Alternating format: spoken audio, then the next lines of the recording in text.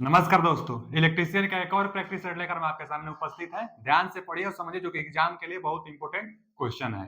क्या है पहला क्वेश्चन कि किसी विद्युत वितरण प्रणाली में किस विद्युत वितरण उपकेंद्र को दो ओर से विद्युत सप्लाई की जाती है।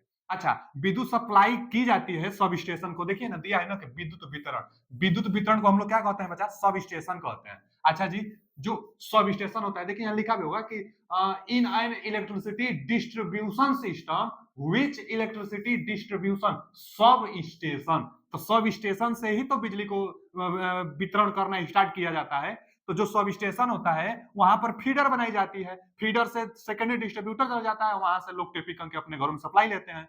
तो बचा जो फीडर होता है ना, सब स्टेशन के बाद जो फीडर होता है जहां से सप्लाई डिस्ट्रीब्यूट की जाती है, फीडर कितने प्रकार से डिजाइन की जाती है? तो फीडर 4 प्रकार से डिजाइन की जाती है जो कि करंट पर आधारित होता है। पूछता भी है कि फीडर जो होता है, फीडर की जो क्षमता होगी वो किस पर डिपेंड करती है? तो करंट कैपेबिलिटी पर निर्भर करती है। जबकि जो सेकेंडरी डिस्ट्रीब्यूटर होता है ना, वह वोल्टेज ड्रॉप पर, जो डिस्ट्रीब्यूटर होता है वह वोल्टेज ड्रॉप पर, जो फीडर होता है करंट कैरिंग कैपेसिटी पर डिपेंड करता है। अच्छा, फीडर करंट कैरिंग कैपेसिटी पर डिपेंड करेगा। तो फीडर कितने प्रकार से होता है? तो 4 प्रकार से फीडर होता है। फीडर 4 प्रकार से होता है। अच्छा जी, जो 4 प्रकार से फीडर होगा, पहला रेडियल फीडर जो एक ही दिशा में विद्युत को वितरण करती है। अच्छा, उसके बाद एक पैरेलल आता है, जो जो पैरेलल का मतलब क्या है कि जो बस बार होगी ना, दो दो लग जाएगी, तो वही पैरेलल होता है। तो रेडियल डिस्ट्रीब्यूटर मतलब रेडियल फीडर, पैरेलल फीडर। उसके बाद एक आता है रिंग मेन फीडर, जो कि जिस पर दो तरफ से सप्लाई देने की व्यवस्था होती है, रिंग मेन वाला। थोड़ा सा यह महंगा भी होता है, सबसे सस्ता रेडियल फीडर होता है। और सबसे महंगा और सबसे अच्छा जो होता है उसको इंटरकनेक्टेड फीडर कहते हैं, चाहे मेस फीडर भी बोला जाता है। मेस फीडर अथवा इंटरकनेक्टेड फीडर सबसे अच्छा होता है और उस पर दो या दो से ज्यादा सब स्टेशन जुड़े रहते हैं। एक रिंग जो रिंग मेन फीडर होता है वह तो दो तरफ से सप्लाई देता है, लेकिन जो इंटरकनेक्टेड होगा, जो मेस होगा, सबसे अच्छा, सबसे विश्वसनीय, सबसे महंगा होगा और उस पर दो या दो से ज्यादा सब स्टेशन जुड़े रहते हैं। यहां पर जो क्वेश्चन पूछा हुआ है कि किसी विद्युत वितरण प्रणाली में किस विद्युत वितरण उपकेंद्र को दो ओर से, दो से ज्यादा का होता तब हम लोग इंटरकनेक्टेड लगाते, दो से ज्यादा का होता तब, लेकिन दो ओर से बोल रहा है ना, तो ring main system B option is right answer. अच्छा, फीडर फीडर जो होता है उसकी सुरक्षा करने के लिए कौन सा रिले का इस्तेमाल किया जाता है? तो ट्रांसले रिले, हम जानते रहिएगा। ट्रांसले, TRANS, ट्रांसले, ट्रांसले रिले, ट्रांसले रिले। जो ट्रांसले रिले होता है फीडर की सुरक्षा करने के लिए, कई बार क्वेश्चन पूछता है कि फीडर की सुरक्षा करने के लिए कौन सा रिले प्रयोग किया जाएगा? तो ट्रांसले रिले फीडर की सुरक्षा करने के लिए। फीडर 4 प्रकार से, रेडियल जो सबसे सस्ता होता है, उसके बाद एक पैरेलल, उसके बाद रिंगमैन सिस्टम, उसके बाद इंटरकनेक्टेड सिस्टम। सबसे महंगा इंटरकनेक्टेड सिस्टम होता है। चलिए आगे चलते हैं। अगला क्वेश्चन है कि 400 एम्पियर धारा वहन क्षमता की सिरोपरी बस बार रिक्त स्थान लंबाई में उत्पादित होती है। ये तो डाटा फिक्स है, आपको समझना होगा पहले बस बार क्या होता है। एल्युमिनियम अथवा कापर का ना एक मोटा सा पट्टी कंडक्टर का होता है जिसको बस बार कहते हैं। अच्छा, जो बस बार होता है यहां से ही पावर सप्लाई दी जाती है, की जाती है। तो जो बस बार होगी इसकी लंबाई पूछा है, 400 एम्पियर धारा इसमें अगर है तब, तो 400 एम्पियर धारा की जो बस बार की लंबाई होगी बच्चा, यह फिक्स डाटा है कि 2.5 मीटर के आसपास रखी जाती है। जो बस बार की लंबाई होगी 2.5 मीटर के आसपास रखी जाएगी। तो 2.5 मीटर के आसपास एक ही ऑप्शन है, 2.44 मीटर। जो बस बार होता है यह अनंत बस बार कह देगा, तो इसमें वोल्टेज कांस्टेंट होना चाहिए। आप एक्साइटेशन कितना भी चेंज करेंगे, लोड कितना भी चेंज करेंगे, लेकिन बस बार का वोल्टेज कांस्टेंट होता है कब? जब अनंत बस बार कहेगा तब। नहीं तो बस बार से करंट, हाई अमाउंट में करंट को शेयरिंग करने के लिए प्रयोग किया जाता है, जो कि 400 एम्पियर धारा वहन करने के लिए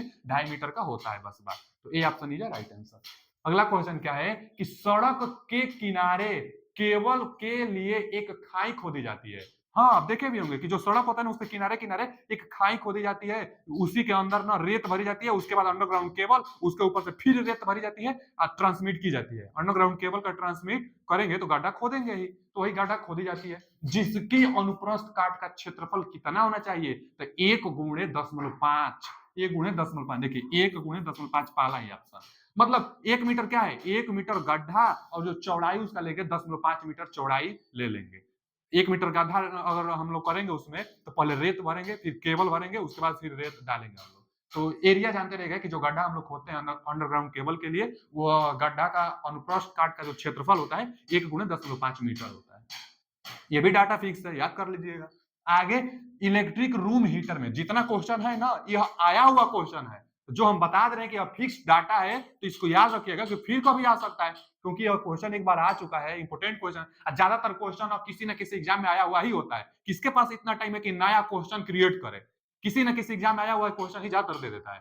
तो ये सब क्वेश्चन बहुत इंपोर्टेंट है। दिया है ना कि इलेक्ट्रिक रूम हीटर, अच्छा इलेक्ट्रिक मतलब पावर जो सप्लाई से चले, और रूम हीटर कन्वर्टर में निम्नलिखित में से कौन सी ऊर्जा रूपांतरण सिद्धांत है? अब विकल्प देखिए, आर्क हीटिंग, इंडक्शन हीटिंग, की रेजिस्टेंस हीटिंग, की इंफ्रारेड हीटिंग।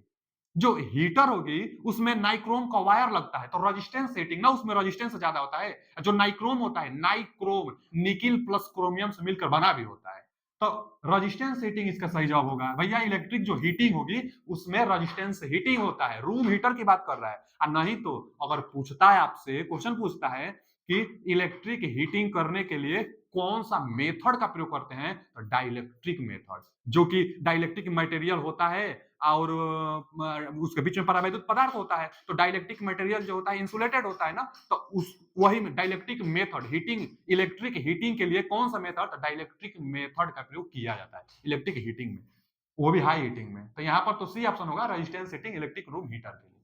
अगला क्वेश्चन क्या है कि सेलेनियम रेक्टिफायर कमजोर मतलब वीक पड़ने पर निम्नलिखित लक्षण से क्या पता चलता है? आप तो पहले, सबसे पहले आप ये समझिए कि सेलेनियम रेक्टिफायर क्या होता है। देखिए, आप जानते होंगे इलेक्ट्रॉनिक्स में पढ़ाई जाती है एक, और डायोड रेक्टिफायर। डायोड रेक्टिफायर जानते हैं ना बच्चा? डायोड रेक्टिफायर क्या करता है, डीसी में कन्वर्ट करता है। तो जो रेक्टिफायर होता है एसी को डीसी में कन्वर्ट करता है, तो आज के जमाने में डायोड रेक्टिफायर जो वो सिलिकॉन डायोड, सिलिकॉन का डायोड बनाई जाती है, तो सिलिकॉन डायोड से रेक्टिफायर बनाई जाती है। रेक्टिफायर आज के जमाने में यूज किया जा रहा है इलेक्ट्रॉनिक कंपोनेंट में। उसके पहले क्या यूज किया जाता था, तो सेलेनियम रेक्टिफायर ही। तो डायोड का काम क्या है कि डीसी बदलना, यह भी काम करता है डीसी में बदलना, लेकिन यही सेलेनियम जो रेक्टिफायर जो पहले यूज होता था वही कमजोर हो जाएगा, तो क्या चीज घटना घटेगा, तो जो इनपुट करंट होगी वह ज्यादा डिमांड करने लगेगा। अगर सेलेनियम रेक्टिफायर वीक हो जाए, कमजोर हो जाए, तो इनपुट करंट का डिमांड ज्यादा करने लगेगा। ऑप्शन देख लेंगे, सेलेनियम रेक्टिफायर कमजोर हो रहा है तो क्या होगा, आउटपुट वोल्टेज घट जाएगा, गलत। इनपुट करंट बढ़ जाएगा, यही सही, अभी बताए हम कि इनपुट करंट का डिमांड ज्यादा करेगा, यानी इनपुट करंट बढ़ जाएगा, करंट का मान बढ़ने लगे तो आप समझ जाइएगा कि सेलेनियम रेक्टिफायर कमजोर हो चुका है। तो इसका भी ऑप्शन लीजिए राइट आंसर। अगला क्वेश्चन क्या है कि पहला फेज मोटर में स्थापित की जाने वाली बाइंडिंग रिक्त स्थान प्रकार की होती है। अच्छा पहला नहीं, मतलब वही एकल फेज मोटर में स्थापित की जाने वाली बाइंडिंग रिक्त स्थान के प्रकार। सिंगल फेज मोटर जैसे आप सबसे ज्यादा अगर देखते होंगे ना, तो सीलिंग फैन का देखते होंगे। जो सीलिंग फैन होता है सिंगल फेज मोटर होता है ना जी, पंखा को रोटेट कराता है, तो उसमें कौन सा बाइंडिंग होता है, कंसेंट्रिक बाइंडिंग। कंसेंट्रिक बाइंडिंग और डिस्ट्रीब्यूटेड बाइंडिंग दो बहुत बहुत बार पूछ लेता है, इनमें डिफरेंस भी आपको आना चाहिए। जो कंसेंट्रिक बाइंडिंग होगी, एक ही स्लॉट में पूरा टर्न लपेट दी जाती है। जैसे अगर डीसी मशीन में जाएंगे आप, तो सेलिएंट टाइप का होता है। सेलिएंट टाइप में क्या होता है कि जो पोल होता है, सेलिएंट का जो पोल होता है, सेलिएंट टाइप में कैसा होता है, जैसे तो सेलिएंट टाइप में होता है ना, तो आप सेलिएंट सेलिएंट टाइप जो होता है, तो और बाइंडिंग करेंगे ना, तो इसी में ना पूरा बाइंडिंग आप करेंगे, तो एक ही स्लॉट में पूरा बाइंडिंग आप करेंगे, तो इसको कहा जाता है कंसंट्रिक बाइंडिंग। जैसे सीलिंग फैन में जो होल होता है बच्चा, आप देखे होंगे, तो पूरा ना जितना टर्न लपेटना होता है, एक ही जो उसका स्लॉट है उसी में पूरा टर्न लपेटा जाता है, पूरा टर्न उसी में लपटा जाता है। तो कंसंट्रिक बाइंडिंग की एक ही स्लॉट में पूरा टर्न लपेट दिया जाए, तो उसी को कंसंट्रिक बाइंडिंग कहेंगे। तो अभी यहाँ पूछा है कि सिंगल फेज, तो सिंगल फेज सीलिंग फैन है, हम लोग जानते हैं कि उसमें कंसेंट्रिक बाइंडिंग होता है, इसलिए सिंगल फेज में बिना सोचे समझे आप कंसेंट्रिक बाइंडिंग लगा दीजिएगा कि सिंगल फेज में कौन सा बाइंडिंग प्रयोग किया जाता है, कंसेंट्रिक बाइंडिंग का प्रयोग किया जाता है। हाँ ये जानते रहेगा कि इसमें ना कूलिंग कूलिंग करना थोड़ा कठिन होता है, इसमें लॉसेस ज्यादा होती है। और डिस्ट्रीब्यूटेड जो होता है बच्चा, डिस्ट्रीब्यूटेड डिस्ट्रीब्यूटेड जैसे आप मोटर में देखे होंगे, इंडक्शन मोटर में भी आप देखे होंगे कि डिस्ट्रीब्यूटेड में पूरा जो बाइंडिंग होता है वो स्लॉट में डिस्ट्रीब्यूट होता है, अब वो पोल अनुसार वो डिपेंड करता है। इसमें तो जितना पोल उतना बाइंडिंग ना, इसमें पोलो रोटर पर पोल जो होंगे और स्टेटर पर जो पोल होंगे दोनों बराबर नहीं भी होते हैं इसमें डिस्ट्रीब्यूटेड बाइंडिंग में।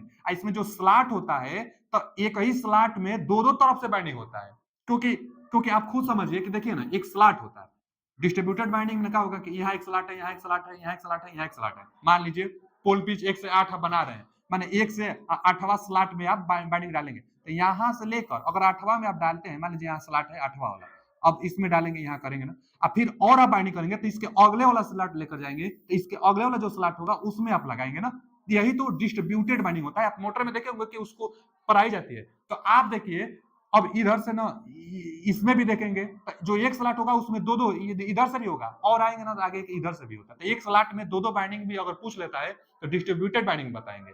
इसमें जो बाइंडिंग होती है पूर्ण रूप से विस्तृत होती है, तो कूलिंग करना भी आसान होता है, लॉसेस भी कम होता है डिस्ट्रीब्यूटेड बाइंडिंग में। अंतर जरूर देखिएगा डिस्ट्रीब्यूटेड बाइंडिंग और कंसंट्रेटिंग बाइंडिंग में, कई बार यहाँ से क्वेश्चन बनता है, तो सिंगल फेज के लिए option is right answer, concentrated binding होता है। अगला अगला चलेंगे, अगला क्वेश्चन क्या है?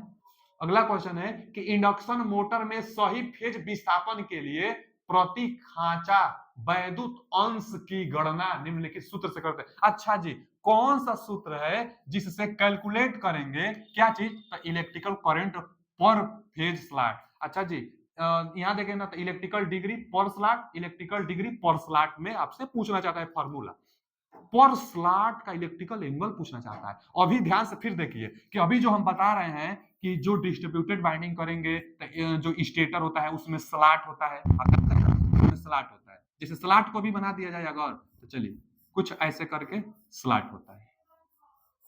आप जानते होंगे कि हाँ भाई चारों तरफ से स्लॉट होता है, इसी में बाइंडिंग हम लोग करते हैं, ठीक है जी, डिस्ट्रीब्यूटेड बाइंडिंग यहाँ पर की जाती है।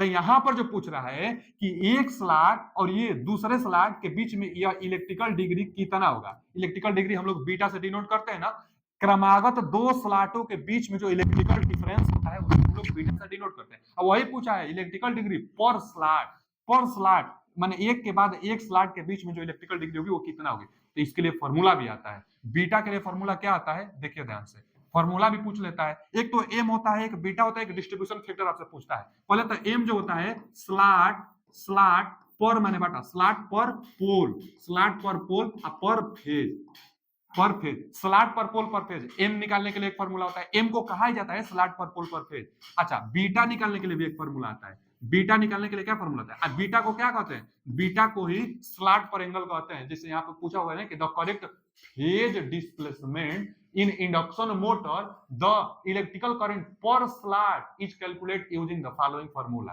तो पर स्लॉट के लिए आप इलेक्ट्रिकल डिग्री निकालने के लिए फॉर्मूला कौन सा बताएंगे इसमें से? तो एम के लिए स्लॉट पर पोल पर फेज, अब बीटा के लिए फॉर्मूला 180 बटा में स्लॉट पर पोल, स्लॉट स्लॉट अब पर माने बटा, इसके बटा में पोल, नहीं तो यहाँ गुणा में कर दीजिए पोल को, नहीं तो गुणा में कर सकते हैं आप पोल को।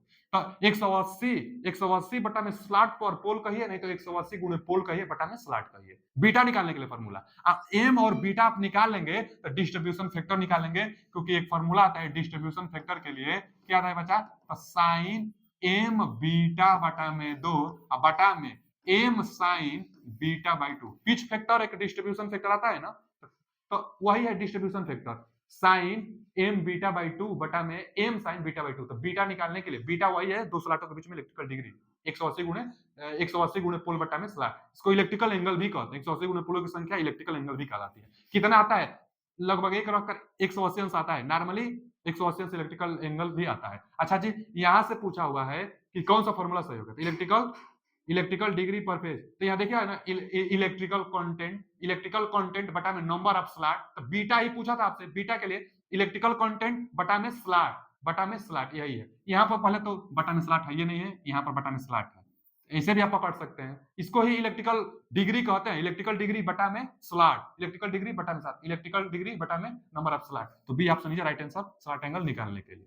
फॉर्मूला भी आप जानते रहिएगा।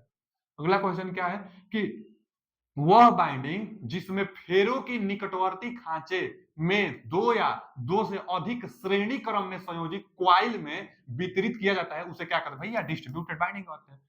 डिस्ट्रीब्यूटेड बाइंडिंग कहते हैं ना, फिर से पढ़िए, दो या दो से अधिक श्रेणी क्रम में संयोजित क्वाइल में डिस्ट्रीब्यूटेड किया जाता है तो उसे क्या कहा जाता है? डिस्ट्रीब्यूटेड बाइंडिंग कहा जाता है। एक ही स्लॉट में दो या दो से अधिक स्लॉटों में, पहले तो कॉन्सेंट्रिक बाइंडिंग कहता था, एक ही स्लॉट में पूरा क्वाइल को फिट कर देते हैं। अब डिस्ट्रीब्यूटेड बाइंडिंग दो या दो से अधिक स्लॉटों में बाइंडिंग को फिट करना ही, दो या दो से अधिक स्लॉटों में बाइंडिंग को फिट करना ही डिस्ट्रीब्यूटेड बाइंडिंग कहलाता है।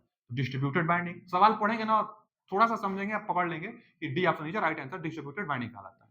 अच्छा जी, अगला क्वेश्चन क्या है कि असंतृप्त डीसी मशीन की आर्मेचर प्रतिक्रिया के परिणाम स्वरूप रिक्त स्थान प्रभाव उत्पन्न होता है। अच्छा, असंतृप्त की अवस्था में आर्मेचर, देखिए आर्मेचर रिएक्शन एक आता है। आर्मेचर रिएक्शन पहले क्या होता है बच्चा कि डीसी मशीन में आर्मेचर रिएक्शन दो प्रकार से होता है, एक डीमैग्नेटाइज, एक क्रॉस मैग्नेटाइज। डीसी मशीन में आर्मेचर रिएक्शन दो प्रकार से, कौन कौन, तो एक क्रॉस मैग्नेटाइज है, एक डीमैग्नेटाइज। अच्छा जी, अब ध्यान से सुनिए कि पहले आर्मेचर रिएक्शन होता क्या है। तो दो दो आर्मेचर फ्लक्स होता है, मतलब दो फ्लक्स होता है, एक तो आर्मेचर के पास फ्लक्स होता है और एक मेन फील्ड फ्लक्स होता है। जो फील्ड बाइंडिंग होगी उसका एक फ्लक्स होगा, एक मेन फील्ड फ्लक्स, एक आर्मेचर फ्लक्स। तो मेन फील्ड फ्लक्स पर आर्मेचर फ्लक्स का प्रभाव आर्मेचर रिएक्शन कहलाता है। अच्छा जी, तो यहां से देखिए यहाँ आर्मेचर में कैसे आर्मेचर फ्लक्स आएगा, तो क्योंकि यहाँ पर जो इंड्यूज होगी, मान लीजिए डीसी जनरेटर है, तो आर्मेचर में जो इंड्यूज होगी ईएमएफ चाहे करंट, उसके कारण तो कुछ ना कुछ फ्लक्स बनेगा, तो आर्मेचर फ्लक्स कहलाएगा। और एक जो होता है उसको हम लोग कहते हैं डीसी, वो मेन फील्ड फ्लक्स कहते हैं।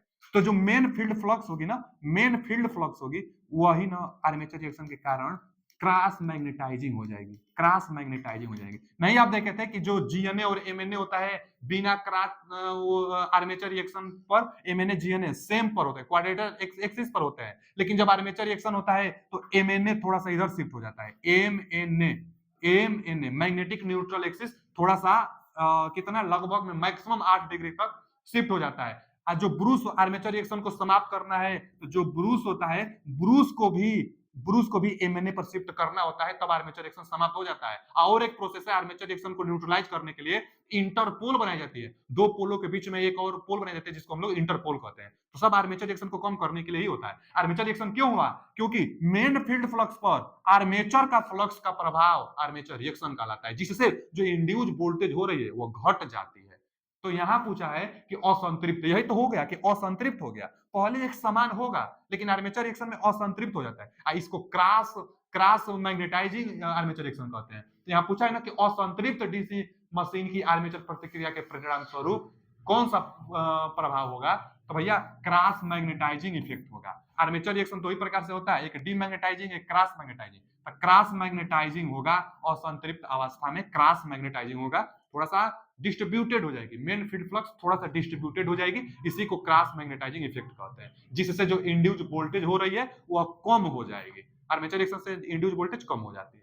आगे, चुंबकीय फ्लक्स के एक समान मतलब यूनिफॉर्म वितरण के लिए आर्मेचर के चारों ओर, हाँ देखिए ना, पहले नंबर आप देखे होंगे कि जो डीसी मशीन होती है और उसमें जो पोल बनाई जाती है ना, तो पोल कैसा होता है, पोल कुछ ऐसे बनाए जाते हैं, पोल शू इसको कहते हैं ना, हम लोग पोल शू कहते हैं।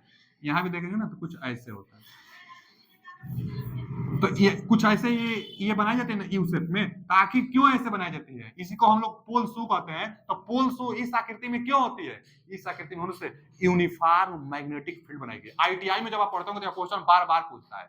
तो जो पोल शू होता है, पोल शू के कारण ही यहाँ पर आर्मेचर है, तो पोल शू के कारण ही जो मैग्नेटिक फील्ड है एक समान रूप से बनी रहती है। और वही पूछा है कि चुंबकीय जो फ्लक्स होगी, मैग्नेटिक जो फ्लक्स होगी, एक समान वितरण के लिए आर्मेचर के चारों ओर, यही आर्मेचर है ना, आर्मेचर के चारों, यहाँ पर तो दो पोल है, अभी और एक पोल इधर भी हो सकता है, इधर भी हो सकता है, तो आर्मेचर के चारों ओर होता है। अब पूछा है योग कि पोल शू आर इंस्टॉल, पोल शू होता है यूनिफॉर्म मैग्नेटिक फील्ड बनाने के लिए, एक समान मैग्नेटिक फील्ड आर्मेचर के चारों ओर बनाने के लिए, जो आर्मेचर क्वाइल होगी उसके चारों ओर एक समान मैग्नेटिक फील्ड बनाने के लिए पोल शू का ही भूमिका होता है। तो पोल शू आर इंस्टॉल्ड, पोल शू को बनाई जाती है एक समान रूप से मैग्नेटिक फ्लक्स को वितरित करने के लिए।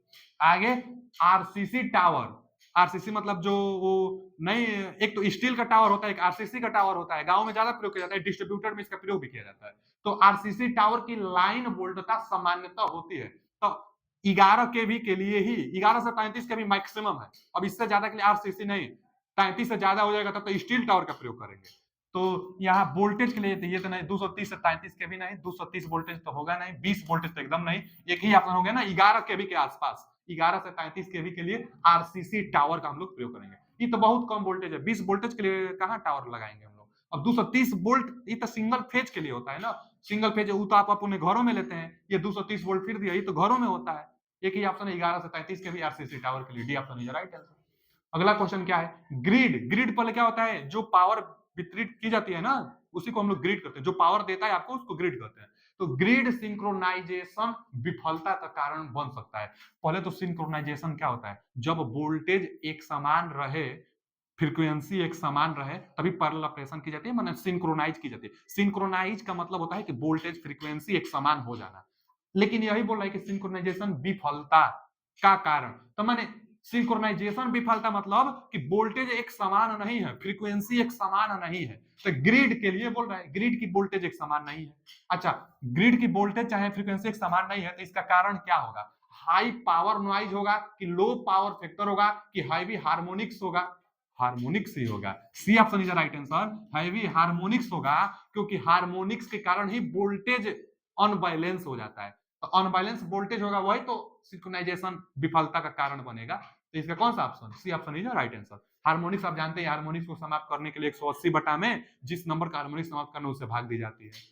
अच्छा जी, आगे क्या दिया है कि कंडक्टर के मुख्य संयोजकों की तुलना में सहायक संयोजक मतलब एक्सिलरी संयोजक वहन करते हैं। टाइम बचाने के लिए हम पहले से बनाए आपके लिए कि जो पहले तो मान लीजिए कि यहाँ पर मोटर होगा, यहाँ पर मोटर होगा, उसको 3 फेज सप्लाई देंगे, तो उसको 3 फेज सप्लाई देने के लिए RYB 3 फेज सप्लाई है, यहीं पर यह क्या है, यह कंडक्टर लगा हुआ है। अच्छा, जो कंडक्टर होता है तो R Y और B तीन तो मेन स्विच होते हैं, यही मेन मेन मेन कंडक्टर है। अच्छा, उसके बाद एक एक्सिलरी सहायक होता है, एक एक्सिलरी कंडक्टर होता है। क्यों होता है, इसको भी 2 फेज चाहिए। यहाँ पर एक NC है नॉर्मली क्लोज, एक NO स्विच है नॉर्मली ओपन स्विच है। 2 फेज की सप्लाई देने के लिए इसी जो यहाँ से सप्लाई आ रही है ना, इसी से सप्लाई इसको हम लोग दे देंगे। अच्छा, चालू करने के लिए जो NO स्विच होता है, इसको हम लोग क्या करते हैं, पुश करेंगे, मतलब बटन को दबाएंगे। तो जब बटन को दबाएंगे, सर्किट सर्किट जब क्लोज्ड होगी, तब यहां से क्या होगा ना, सर्किट जैसे क्लोज होगी तो एनवीसी कॉइल मैग्नेटाइज के कारण यह जो लीवर है, आयरन का पीस है, इसको खींच लेगा अपने तरफ। और जब अपने तरफ खींच लेगा तो यह जो कॉन्टेक्ट है ना, कॉन्टेक्ट यहां से संपर्क में मतलब आ जाएगा, सट जाएगा, तो फिर मोटर स्टार्ट होगा। लेकिन जैसे आप एनओ को, जो एनओ स्विच है, जैसे आप छोड़ देंगे, फिर ओपन हो जाएगी। और ओपन हो जाएगी तो फिर जो इसको मैग्नेटाइज कारण इसको खींचा हुआ है, फिर इसको छोड़ देगा, तो मोटर फिर बंद हो जाएगा। अब मोटर कंटिन्यू चलाने के लिए ही एक जेलरी एक कंडक्टर का इस्तेमाल किया जाता है। यह जो है ना, एक जेलरी कंडक्टर है। तो इसको कैसे, तो एनओ से ही यह जुड़ा हुआ होता है। एनओ जो होता है स्विच, इसी से वह जुड़ा हुआ होता है। एक बार अब क्या करता है कि जैसे इसको आप दबाएंगे, इसको आप दबाएंगे, चलिए यहां से मैग्नेटाइज होकर इसको खींच लिया, और उसके बाद आप इसको छोड़ेंगे भी ना, तो जो एक्सिलरी कंडक्टर है, यहां से धारा इसके सहायता से बनी रहती है। यहां से धारा इसके सहायता से जाती रहती है, तो यह इसमें धारा तो हमेशा जा रही है। अब मैग्नेटाइज कर इसको हमेशा, लीवर को हमेशा यह खींचा हुआ है, मोटर हमेशा चल रही है। तो कंटिन्यू धारा प्रवाहित कराने के लिए एक्सिलरी कंडक्टर का प्रयोग किया जाता है। और दूसरा बात कि इसमें बहुत ज्यादा धारा की आवश्यकता भी नहीं होती। इसी से सवाल है कि कंडक्टर के मुख्य संयोजनों की तुलना में सहायक संयोजक, जो एक्सिलरी एक कंडक्ट है जो अलग से चौथा लगाया गया है कंटिन्यू मोटर को चलाने के लिए, तो एक्सिलरी कंडक्ट वहन करते हैं। अच्छा जी, जो एक्सिलरी कंडक्ट होंगे यह वहन करेंगे। अब पूछा है कि हाई लोड वहन करेंगे कि लो वोल्टेज कि लो करंट, तो लो करंट ना, एक्सिलरी जो कंडक्टर होगा वह लो करंट वहन करेगा। तो C option is right answer, auxiliary conductor में लो करंट होगा, जानते रहिएगा। अगला क्वेश्चन क्या है कि एक इंडक्शन मोटर में ग्रास आउटपुट पावर कितनी होती है। ग्रास आउटपुट पावर पहले पूछा है, तो ग्रास आउटपुट पावर किसको कहते हैं, तो वह रोटर का पावर, वह आउटपुट पावर जिसमें फ्रैक्शनल लॉसेस और जो विंडेज लॉसेस हो गए, एयर विंडेज, हवा के कारण जो हानि आएगी और फ्रैक्शन के कारण जो हानि आएगी, उसको अभी घटाए नहीं है आप। इसको छोड़कर जो पावर आउटपुट पर मिलेगी वही ग्रास आउटपुट पावर कहलाता है। ग्रास आउटपुट पावर मतलब कि जो फ्रैक्शन लॉसेस होंगे और विंडेज लॉसेस होंगे उसको हम लोग नहीं घटाएंगे, बिना घटाए जो पावर मिल रहा है वही ग्रास आउटपुट पावर कहलाता है। और इसके लिए फॉर्मूला कई बार पूछता है, तो 1 माइनस स्लिप गुणे रोटर का जो पावर होगा, जो रोटर का पावर होगा ना बच्चा, रोटर का पावर, वही उसी का गुणा हम लोग कर देंगे। तो ये देख लेंगे, यह क्या है, ग्रॉस, ग्रॉस को ना हिंदी में सकल कहते हैं। ग्रॉस आउटपुट पावर आपसे पूछा है। ग्रॉस आउटपुट पावर के लिए 1 माइनस स्लिप, मतलब 1 माइनस स्लिप गुणे रोटर पावर। तो यहां देख लेंगे, रोटर पावर गुणे 1 माइनस स्लिप गुना, पहला ही ऑप्शन सही है। एकदम ये फिक्स है ना, एकदम याद कर लीजिए, इसका थ्योरी से निकल कर आता है कि 1 माइनस एस जो होगी रोटर पावर का गुणा करेंगे तो ग्रास आउटपुट पावर मिलेगा। अच्छा, ग्रास आउटपुट पावर में अभी क्या क्या शामिल है, तो इसमें से अभी घटाया नहीं गया है विंडेज लॉसेस और फ्रिक्शन लॉसेस को। विंडेज लॉसेस और फ्रिक्शन लॉसेस को घटा देंगे तब जो निकल कर आएगा वो बस आउटपुट पावर होगा, ग्रास आउटपुट पावर नहीं होगा। तो ग्रास आउटपुट पावर निकालने के लिए ये फॉर्मूला है 1 माइनस एस गुणे रोटर आउटपुट। तो यहाँ पर देख लेंगे रोटर आउटपुट का मतलब रोटर पावर कहाँ है, रोटर पावर से गुणा करेंगे तब आउटपुट रोटर आउटपुट पावर निकलेगा। तो A option is right answer. अगला क्वेश्चन क्या है कि दी गई आकृति को पहचाने, एक ही बाइंडिंग है और यहां से टेपिंग की गई है। अब एक तरफ मान लीजिए कि इनपुट होगा और एक तरफ मान लीजिए कि आउटपुट होगा। अब जहां से चाहेंगे इसको इधर उधर कर लेंगे वेरिएबल करके, तो ऑटो ट्रांसफार्मर होगा, एक ही बाइंडिंग होगा। तो अब क्वाइल केवल ये नहीं होता तब हम लोग क्वाइल कह सकते थे। अब चोक तो है नहीं और रियोस्टेट तो है नहीं, कौन सा ऑप्शन है कि ऑप्शन है A option is right answer. Auto transformer होगा जिसमें टेपिंग की व्यवस्था है इसमें। ठीक, अगला क्वेश्चन क्या है कि एक एसी सर्किट में एमीटर को उस सर्किट तत्व के साथ रखा जाता है जिसमें करंट को मापा जाता है। तो करंट को मापने के लिए एमीटर का प्रयोग करेंगे। आइडियली एमीटर का रेजिस्टेंस 0 होना चाहिए, आइडियली नहीं है तो एमीटर का प्रतिरोध अगर पूछता है तो कम से कम होना चाहिए। एमीटर से धारा मापी जाती है और एमीटर का प्रयोग हमेशा सीरीज में की जाती है। तो एमीटर का प्रयोग करंट मापने के लिए सीरीज में हमेशा की जाती है। तो हमेशा समांतर में गलत, या हमेशा श्रेणी में होता है तो सही है, एमीटर हमेशा सीरीज में की जाती है। आज के लिए इतना ही, मिलते हैं अगले वीडियो में। Thank you.